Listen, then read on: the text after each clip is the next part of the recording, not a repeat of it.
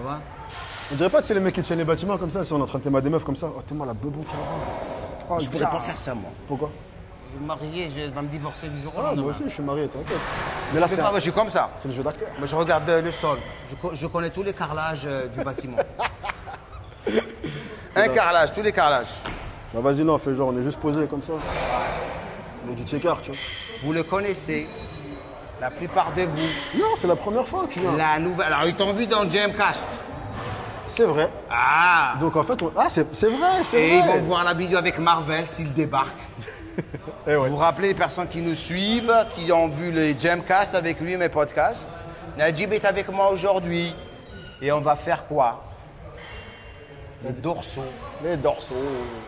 Donc si vous restez jusqu'à la fin de cette vidéo, vous allez apprendre beaucoup de choses. I'm gonna give you some knowledge. Let's go. Let's go.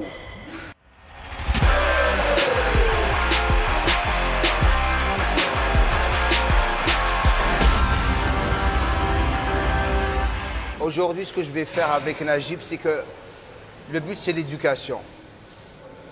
Du point de vue entraînement. OK? Lorsque vous approchez vos entraînements de dorsaux, deux choses, vous devriez faire très attention. Ah, si ça se dit en français. La première, bien sûr, c'est votre valgus de coude. Très important. Montre-leur ton valgus de coude. Relax. Prononcez. Et ça, c'est la déviation de l'avant-bras par rapport au coude. Ça veut dire que tout exercice en bilatéral, supination, pas bon. Non. Ça va vraiment causer beaucoup de problèmes. Najib a un torse long. Ok, ça veut dire quoi? Il a des dorsaux qui sont hauts et perchés. Pour cibler, c'est-à-dire le grand dorsal, pour cibler son grand dorsal, il doit vraiment travailler en unilatéral, en supination, pour galber son grand dorsal. L'autre chose, ayant un valgus prononcé, c'est un hyperpronateur. Ce que j'aimerais faire avec lui aujourd'hui, bien sûr, c'est faire 4 exercices par rapport à sa morphologie et je vais partager avec vous beaucoup de choses. L'autre chose, je vais lui poser des questions. Parce que ce gars est à côté de moi, il est très intelligent. Vous le suivez sur Insta, sur YouTube. Si vous n'êtes pas en train de le suivre, je ne sais pas où est-ce que vous êtes. La vérité. Tu me fais rougir ou quoi? Non, non, sérieux, parce que c'est pas parce qu'il est à côté de moi, parce qu'il est très intelligent. Et j'adore des personnes comme ça, sinon il ne sera pas ici avec moi. Donc, ce que j'aimerais faire, c'est commencer avec la machine convergente en tirage vertical prise pronation. Vas-y. Donc, très important de faire vos mouvements proprement et on est en train de vous donner différents choix. Je sais que la plupart de vous s'entraînent à Fitness Park ou des gyms où ils ont Techno-Gym. On va utiliser la plupart du temps ces machines et je vais vous donner le bon et le mauvais par rapport à ces machines. Super. Ok. Dès que vous approchez les machines, la première des choses, poitrine haute, les coudes vers l'intérieur. Jamais étendre les bras parce que vous allez mettre vos articulations au niveau des épaules. Vous allez causer beaucoup de problèmes. Donc, descendez les épaules en bas et vous faites votre mouvement de tirage, prise, pronation, les coudes vers l'intérieur, contrôle. Focalisez sur la phase excentrique qui est celle-là avec un bon contrôle et vous faites votre mouvement. Les épaules participent toujours durant les mouvements de tirage, que ce soit mouvement de presse ou de tirage. Vous allez tout le temps solliciter l'épaule. C'est pour ça que vous allez toujours vous blesser si vous ne faites pas attention. C'est très important de vous échauffer. Très important. OK? Alors, On va changer la bécane.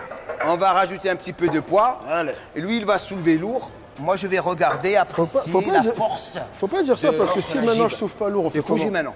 Maintenant je fais comment si je soulève pas Tu vas lourd? commencer à frimer. Les Non. gens ils vont dire ouais, c'est tout. Donc, focalise sur ton exécution. Yes. Alors, hier, j'ai dit super forme. Le Chris derrière la caméra, il me dit quoi? On ne dit pas super forme, on dit super exécution. Ouais. Parce que tu sais, en anglais, c'est Ouais. good form, you know? Super forme, ça veut dire Good form. t'as la pêche, tu vois. Voilà, Nous, c'est voilà, pas pareil. voilà. Donc, super exécution. Donc, va complètement à l'intérieur. Comme ça, tu vas complètement à l'intérieur, poitrine haute, complètement. Voilà. Super, super exécution. Super forme. Bien sûr, mon but avec cette routine, c'est de partager avec vous aussi l'importance de changer vos angles de travail. Ouais. Quelque chose qui m'a aidé beaucoup pour développer mon dos dans le bon vieux temps. Surtout sur le dos.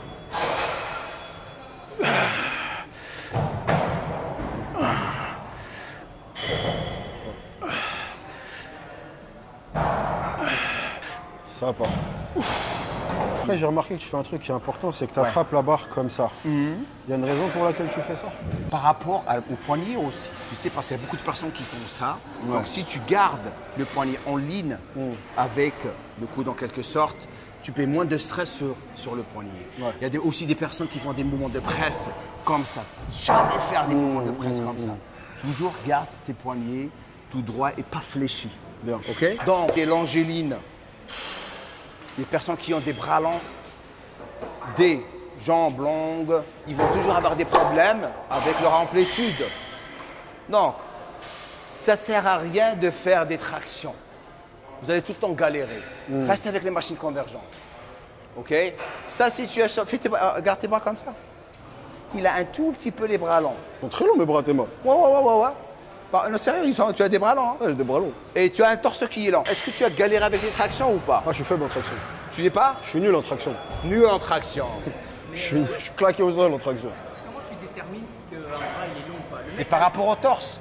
Par rapport au torse, par Il y rapport... a un ratio. Il y a un ratio. Voilà. En fait, tu prends une photo.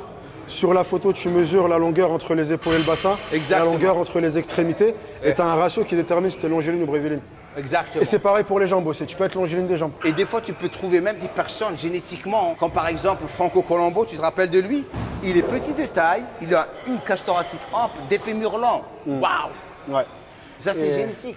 Et Ok. ça, c'est un des plus grands paramètres à prendre en compte lorsque tu établis ton programme d'entraînement. Le fait de savoir si tu es longiligne ou bréviligne, c'est le paramètre le plus important. C'est très, Très, très, très important. important. Très important. Et c'est là où vous allez découvrir la vraie personnalisation des programmes. Ouais. Donc, ça fait combien de temps que tu as commencé à faire des vidéos sur YouTube? Ça fait depuis 2019, Ok. mais en vrai, au début, je m'en foutais. J'ai commencé à le faire sérieusement depuis le premier confinement. Ok. Ouais. Parce qu'en fait, avant ça, je travaillais en salle de sport et je coachais de 8h du mat jusqu'à 21h du soir. Donc, je sortais une vidéo par mois, tu vois. Après, quand il y a eu le confinement, tu sais, c'était à l'époque où on se disait que le confinement, ça allait durer 2 semaines, tu vois. Donc, je me disais, tu vois, à l'époque, on croyait au début. Donc, en gros, je me suis dit, le temps que les salles, elles réouvrent, Ouais. tu vas faire plein de vidéos. Et c'est là où j'ai vraiment pris au sérieux. Et après, ça a pris de l'engouement, les gens ont commencé à s'intéresser. Et du coup, j'ai continué jusqu'à aujourd'hui. Maintenant, tu as vraiment bien démarré. J'aime bien ce que tu fais. Hein. C'est super Ça cool. fait Hein. plaisir, Continue, merci du fond du continue. cœur. Alors, Encore une encore une, ouais, pour toi. Euh, Moi, je reste sur le même poids. Vas-y, on va en envoyer 4. Hein. T'as dit que j'allais Quatre. soulever lourd, je suis obligé. Allez, maintenant. en 4. C'est toi qui m'as mis dans la Ah, les merde. jeunes, les jeunes. Alors, maintenant, n'essayez pas de copier les gens avec un travail d'ego. S'il va faire 4, je vais le surveiller, il va les faire proprement. Parce que soulever lourd et perdre votre exécution du mouvement, ça ne sert à rien. OK? Donc, faites attention à vos conflits anatomiques. Travaillez par rapport à vos conflits anatomiques. Et c'est comme ça que vous allez vraiment comprendre comment vous allez évoluer et avoir beaucoup de résultats. Pour moi, l'une des plus grandes plus-values qui vient avec les années, c'est le fait d'apprendre à écouter son corps. Exactement. Que ce soit sur l'entraînement ou même sur la diète, j'arrive instinctivement à savoir, tu me donnes pas de balance, tu me donnes rien. À la fin de la journée, je peux te dire à peu près j'ai été à combien de calories consommées, tu vois. Au niveau du sommeil, au niveau du stress, même parfois te dire ok là j'ai besoin de dormir 1 heure en plus. C'est des choses qui avec le temps en fait t'apprends à être à l'écoute de ton corps. Travaille sur la phase excentrique. Vraiment un super contrôle. Si tu vas me donner 8 répétitions, il faut qu'elle soit parfaite. Sinon, t'es foutu. Hein. Allez, let's go. Contrôle, contrôle, contrôle. Voilà. Super. N'étends pas trop, n'étends pas trop. Encore une. Super. Elle était énervée Je celle-là. te donne les 6 premières. C'est OK. Ouais, franchement, j'ai un peu fait l'escroc sur celle-là. vais Je pas te sais. mentir. C'est une optimistic move, Là, bro. j'ai ego lifté lourd. Ouais. J'ai ego lifté fort. Allez, encore une, il a dit encore une. Mais c'est ok de temps en temps. Au moins, il le reconnaît, le mec. Ah, non, Il faut toujours reconnaître. Hein. faut reconnaître ses erreurs dans la vie. J'ai égolifté, je sais. Je suis coupable. 3, oh ouais. Ça, c'est bien. 4. 5, Maintenant qu'on a fini le premier exercice, on va changer l'angle de travail. Allez. On va aller du vertical à l'horizontal. We back. Deuxième exercice. Rowing horizontal avec machine convergente. Tu le fais cet exercice? Ah, je l'adore celui-là. Ok, montre-moi comment que tu le fais. Tu veux que je le fasse en unilatéral, j'imagine? Bah, moi, j'aime bien en unilatéral. Vas-y, fais l'unilatéral. Comme ça, va leur donner beaucoup d'options. Prise, pronation.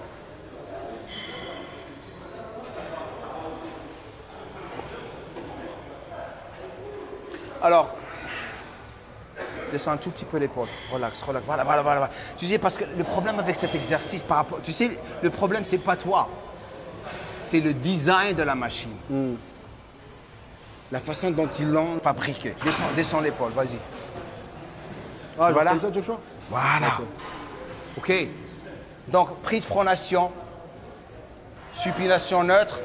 Éventuellement, ça travaille le dos de manière différente. Ça cible différents muscles.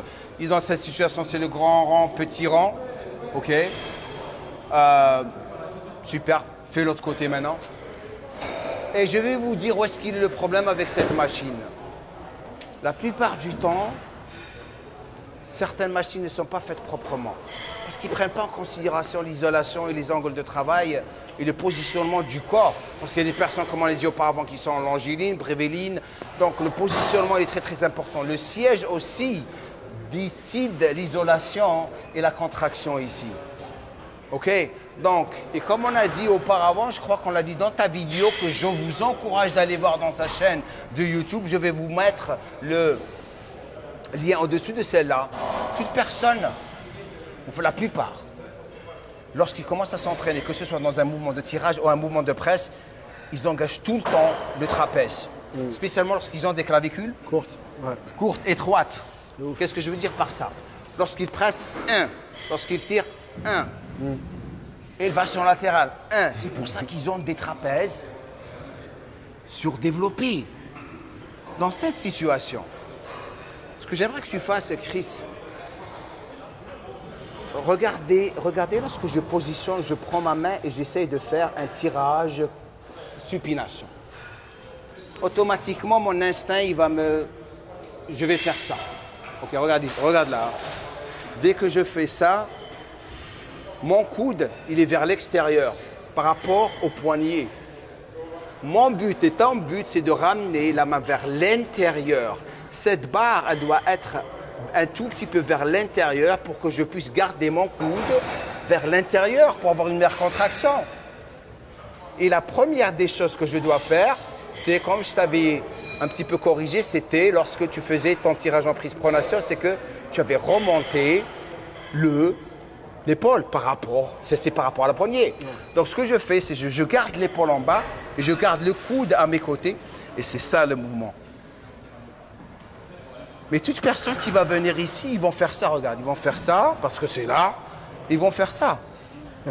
T'as vu ça? Ok, donc toujours épaule en bas, gardez le coude à vos côtés et c'est ça votre mouvement pré-supination pour le grand dorsal. Prise neutre, la même chose, là. Ok. Si je remonte le siège, bien sûr, je vais cibler encore plus le grand dorsal. Si vous descendez le siège, vous allez plus cibler le grand rang, petit rang. Ok. Tu veux faire du bilatéral juste pour changer un petit peu? Oui. Tu veux? Ok. Combien de fois tu entraînes tes dorsaux, Najib? Une fois par semaine, 2 fois par semaine? Une fois. Les dorsaux, c'est le seul muscle que j'entraîne une fois dans la semaine. Et quelle est la partie que tu adores travailler le plus? Les bras? Non, je travaille rarement les bras. Sérieux? Non. Regarde le frimeur, j'ai des gros bras. Non, justement, c'est parce qu'en fait, si tu veux, avant de faire de la muscu, je faisais de la danse hip-hop, donc tu es tout le temps sur les mains. Ah, tu faisais danse hip-hop? Ouais, ce qui fait que je suis arrivé, ouais. Sauf que moi, j'avais les mains par terre, tu vois. Je faisais même ça. Et ben voilà. Et du coup, bah, toi-même, tu sais, tu es tout le temps sur les mains. Donc ça fait Le que, mec en fait, qui sait faire tout, le frimeur. toi, tu es Vas-y. monsieur, toutes tes casquettes. Vas-y. Non, et en gros, si tu veux, bah, ça fait que je suis arrivé à la musculation et j'avais déjà des bras. Avant que je fasse de la musculation, quand j'étais en t-shirt, les gens pensaient que je faisais de la musculation. Ouais. Ce qui fait qu'en fait, au début, ça a été un problème parce que les pecs, j'arrivais pas à les taffer, le dos, j'arrivais pas. C'est mes bras qui prenaient tout. Donc en fait, pendant longtemps, j'ai arrêté de les taffer, le temps que le reste rattrape en fait. Et c'est à cause de ça et à cause de tes clavicules, c'est pour ça que tu n'arrivais pas à isoler ça. Mais c'est pour ça que je reviens aussi à la vidéo que j'avais faite avec lui. On avait vraiment corrigé les élévations latérales. Il a capté ça rapidement, le mec. Hein. Et c'est là, lorsque tu commences à avoir une attention aux détails, tu peux vraiment améliorer tes parties de corps. Bah, de toute façon, il faut garder à l'esprit que la musculation, c'est adaptatif. Ça veut dire qu'en fait, il n'y a pas un meilleur programme. Chaque personne doit prendre en compte, tu vois, que ce soit sa morpho-anatomie, ses insertions, ses points forts, ses points faibles, son passé sportif. Parce que, encore une fois, tu vois, comme je te l'ai dit, moi, par rapport au fait que j'ai fait de la danse, ça a influé sur comment j'ai dû m'entraîner. J'ai dû arrêter de taffer les bras. Donc tout ça, c'est des choses à prendre en compte. Et en partie, bah, il y a connaître son corps, mais il y a aussi l'expérience, en fait. Avec les années, tu sais que ton corps réagit mieux à ceci, mieux à cela, mieux à cela. Et au fil du temps, en fait, tu te retrouves à justement ajuster jusqu'à tomber sur le programme qui te convient à la perfection. Tu sais ce que tu dois faire maintenant par rapport à la correction des bras. Et laisse couvre. Super. Super. Contrôle. Tu vois la différence maintenant lorsque tu descends en bas? Parfait.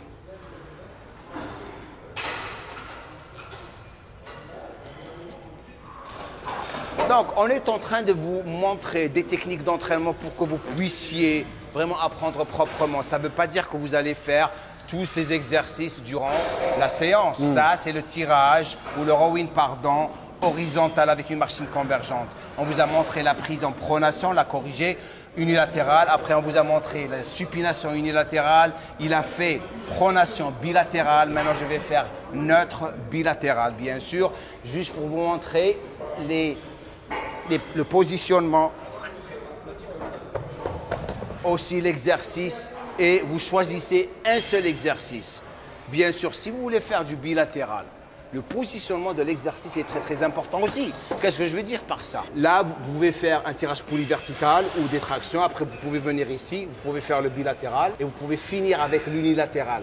Parce que vous arrivez à la fin de la séance, vous êtes fatigué, donc vous prenez une partie à la fois et vous commencez à vous entraîner. Donc,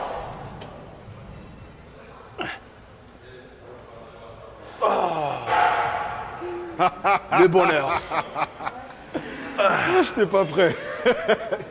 Hey, sérieux, frérot, je sais que tu rigoles, mais lorsque tu vraiment tu le cibles, je le sens là. Ah, je vois on plate ensemble. tu vis ta meilleure vie là. Oh là là, j'étais pas prêt. Allez, go. Fais encore deux. C'est bon, c'est bon. Donc, si j'ai envie de tricher, la plupart des gens, ce qu'ils font, regardez, ils font ça. Ça, c'est les bras qui travaillent. Si vous voulez vraiment apprendre encore plus, c'est les coudes qui gèrent le mouvement. Regardez. C'est les coudes en arrière, à vos côtés, et on plate ensemble et vous contractez. Ouais. Maintenant qu'on a fini le deuxième exercice, on va changer d'angle. On va aller buste penché. C'est quoi ça? Rowing. On va du vertical à l'horizontal au buste penché. OK? Troisième exercice, quelque chose de nouveau. Être créatif un petit peu. Tant que vous restez avec les angles de travail et vous ne commencez pas à défier les lois de la biomécanique, vous êtes sur le bon chemin. Personnes qui ont des hernies discales, vous ne faites pas cet exercice. Si vous faites de l'horizontal, rowing horizontal en bilatéral, vous venez ici, je change l'angle, c'est buste penché, et je fais un rowing avec la barre unilatérale. Je crois que tu connais. Ouais, l'endmine. Vas-y. Montre-leur, et après moi, je vais le faire.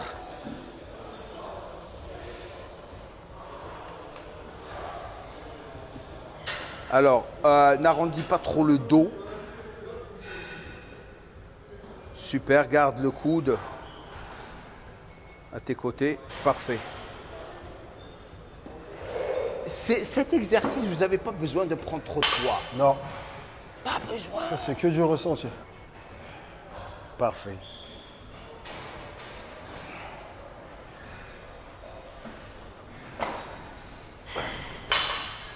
Alors,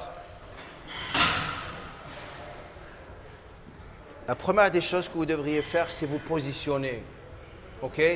La largeur entre les pieds, un tout petit peu large, pas trop. Comme ça, vous n'allez pas vous retrouver là. C'est la largeur de votre bassin. Ma main, elle est là. Poitrine haute. Et vous faites le mouvement.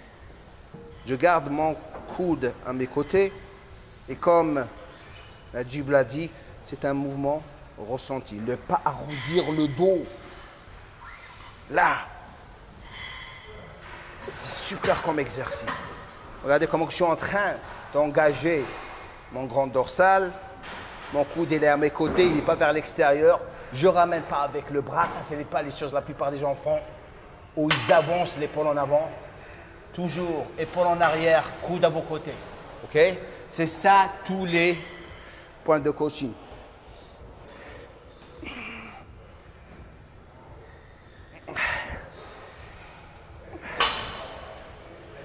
Donne-moi encore une autre série.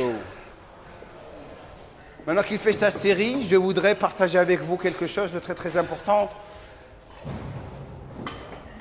au sujet de l'entraînement de vos dorsaux. Quand est-ce que vous devriez faire vos dorsaux? Le positionnement de la séance durant la semaine est très très importante. Qu'est-ce que je veux dire par ça? Faire les dorsaux après les jambes, c'est stupide.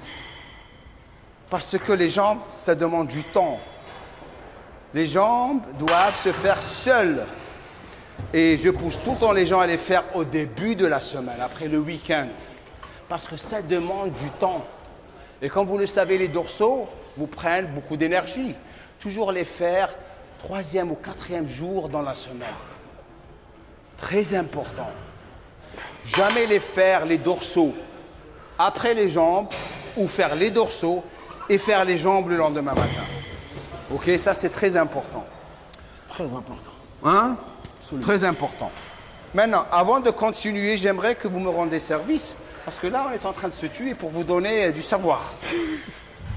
La première des choses, si vous êtes ici pour la première fois, je vous encourage à vous abonner à ma chaîne, laissez un commentaire et dites-moi d'où vous êtes, qui vous êtes. La deuxième chose à faire, on est en train de vraiment demander beaucoup de choses, abonnez-vous à sa chaîne.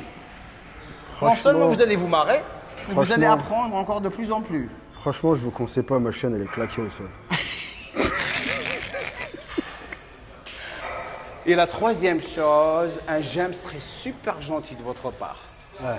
Ça va aider cette vidéo à monter vraiment sur YouTube et beaucoup de personnes vont apprendre comme vous êtes en train d'apprendre. Et comme je l'ai dit, si je ne l'ai pas dit encore, abonnez-vous. OK? Ma deuxième série. Go. Maintenant, Najib. Dis-moi tout. Dis-moi toi, dis-moi toi. Dis-moi toi. Ça se dit dis-moi toi? Vous dites dites-moi toi? Pas vraiment, mais vas-y, viens, on fait comme si ça se dit. Dis-moi toi. Allez, dis-moi toi, on invente l'expression. OK, donc, comment que tu trouves l'évolution de la musculation en ce moment en France? Parce que moi, tu sais, j'habite pas ici, j'habite aux États-Unis. Je viens ici juste pour faire mon travail. Ouais. Mais par rapport aux États-Unis, parce que toi, tu as vécu à Boston, c'est ça? Et Los Angeles aussi. À Los Angeles aussi, OK, cool.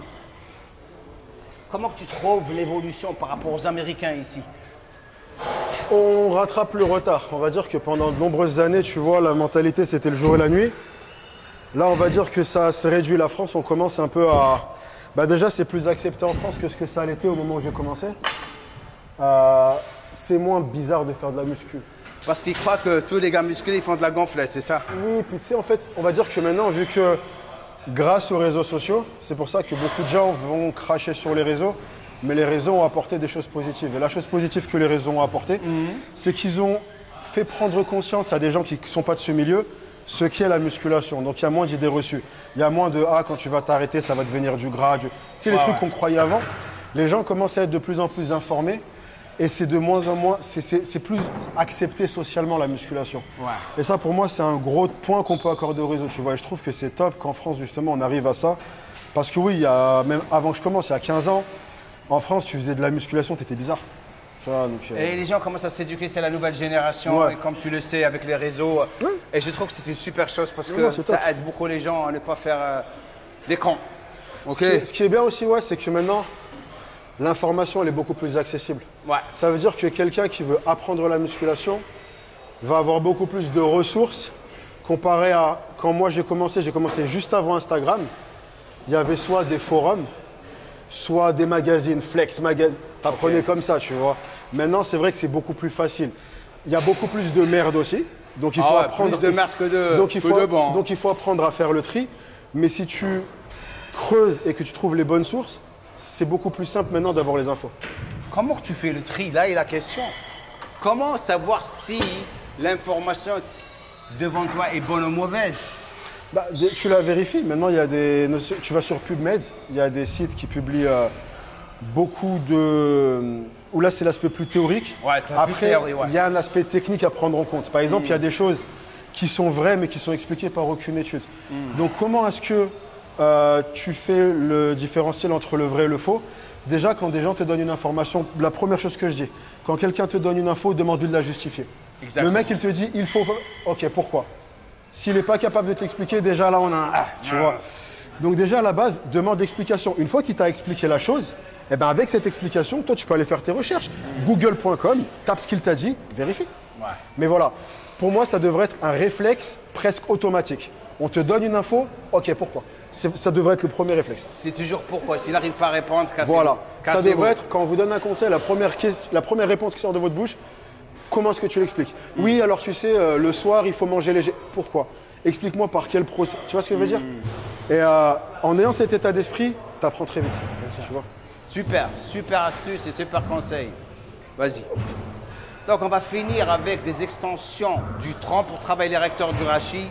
Et on a vraiment ciblé le dos complet. Parce que le dos, comme muscle, c'est une partie qui est très, très complexe. L'autre problème que vous allez avoir avec le dos, c'est pas comme les biceps, les pecs, les quadriceps. C'est une partie que vous ne pouvez pas voir. Donc, pour l'isoler, il faut vraiment focaliser. OK? Donc, ne continue pas toujours à rester toujours sur le même plan, le même angle. Tirage, poulie verticale, prise, pronation. Tirage, prise, verticale, prise, supination. Tirage, poulie verticale, prise neutre. Changez. Changez. Je vous jure que votre dos va s'améliorer. OK? Lorsqu'on parle dos, on parle de quoi? Grand rang, petit rang, trapèze supérieur, rhomboïde, Grand recteur du rachis, grande dorsale. Il faut penser comme ça, cibler toutes les parties. On va finir avec les recteurs du rachis et en quelque sorte c'est les lombaires. On finit avec cet exercice. Simple, mais malgré ça, beaucoup de personnes le font mal, si ça se dit en français. Hyperextension, complètement haut. Il n'y a pas besoin de faire ça. En fait, dans l'idéal, monte jusqu'à ce que ton corps fasse une ligne droite. Voilà. Tu repars. Voilà. Pas besoin de... Tu vois. Là, c'est bon, tu repars. Aussi, ce que vous pouvez faire, vous avez plusieurs exercices à faire. Tout dépendra bien sûr de votre niveau, débutant, intermédiaire et avancé. Si vous commencez avec les soulevés terre, exemple, commencez avec cet exercice. Échauffez-vous les lombaires. OK? C'est très, très important. Ouais, et ça, justement, plus tu avances dans ta pratique, plus ton haut du corps se développe, plus il devient important de faire du renforcement sur le bas du dos. Parce qu'avoir des dorsaux, des épaules, une ceinture scapulaire surdéveloppée et des dorsaux faibles, là, tu vas te faire des problèmes de dos qui, une fois qu'ils sont installés, sont très, très durs à régler. Donc ça, c'est bien d'être proactif vis-à-vis de ça et de ne serait-ce qu'une fois par semaine, inclure un exercice, tu vois, en extension de bassin comme celui-là, c'est vraiment, vraiment, dans l'aspect prévention des blessures et longévité, c'est vraiment top. Donc, voilà. Donc, vous allez faire 2 à 3 séries pour finir votre séance. Najib. Thanks, my man. C'était un plaisir, c'était vraiment un plaisir de t'avoir avec moi. Je vais encore et je voudrais t'avoir pour les prochaines séances. Mais quand tu veux. Mais tout dépendra de vos commentaires. Voilà. La première des choses, s'il vous plaît, avec du sucre sur le s'il vous plaît, ou du Nutella, parce que vous adorez le Nutella, c'est de vous abonner à sa chaîne. Vous avez son lien, Instagram, il fait des super choses. Il est vraiment créatif avec son contenu. Ce n'est pas toujours la même chose où vous allez vous peut-être dégoûter. Je vais revenir. Et donc abonnez-vous à ses chaînes, je vous mettrai tous les liens en bas. Et laissez-moi un commentaire, les choses que vous voulez voir dans le futur. On revient à Jam Core avec encore plus de contenu. Et comme je dis à la fin de cette vidéo, nul gueule.